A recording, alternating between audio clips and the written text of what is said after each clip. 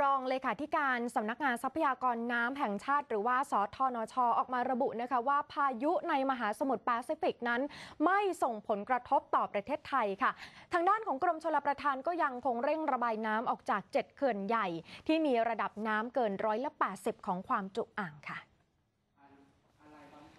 นายสำเริงแสงผู้วงรองเลขาธิการสำนักงานทรัพยากรน้ำแห่งชาติหรือว่าสทนชในฐานะผู้อำนวยการศูนย์เฉพาะกิจชั่วคราวในภาวะวิกฤตบอกว่าตอนนี้มีการติดตามสถานการณ์พายุในมหาสมุทรแปซิฟิกลูกที่28เนี่ยนะคะที่ตอนนี้ล่าสุดก็ทวีความรุนแรงขึ้นเป็นพายุโซนร้อนแล้วก็มีแนวโน้มที่จะเคลื่อนขึ้นฝั่งบริเวณเกาะไต้หวันระหว่างวันที่28-30 กันยายนแต่คาดว่าน่าจะไม่ส่งผลกระทบต่อประเทศไทยค่ะส่วนสถานการณ์น้ำในอ่างเก็บน้ำที่ต้องเฝ้าระวังกันเป็นพิเศษเพราะว่าระดับน้ำเกินเกณฑ์ควบคุมและความจุเกิน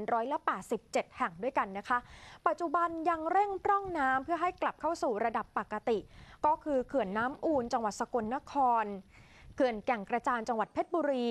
เขื่อนกิ่วคอหมาจังหวัดลำปางเขื่อนนฤบดินทรจินดาจังหวัดปราจีนบุรีเขื่อนขุนด่านปราการชนจังหวัดนครนายกเขื่อนลำตะคองจังหวัดนครราชสีมาและเขื่อนคลองสียัดที่จังหวัดฉะเชิงเทราค่ะ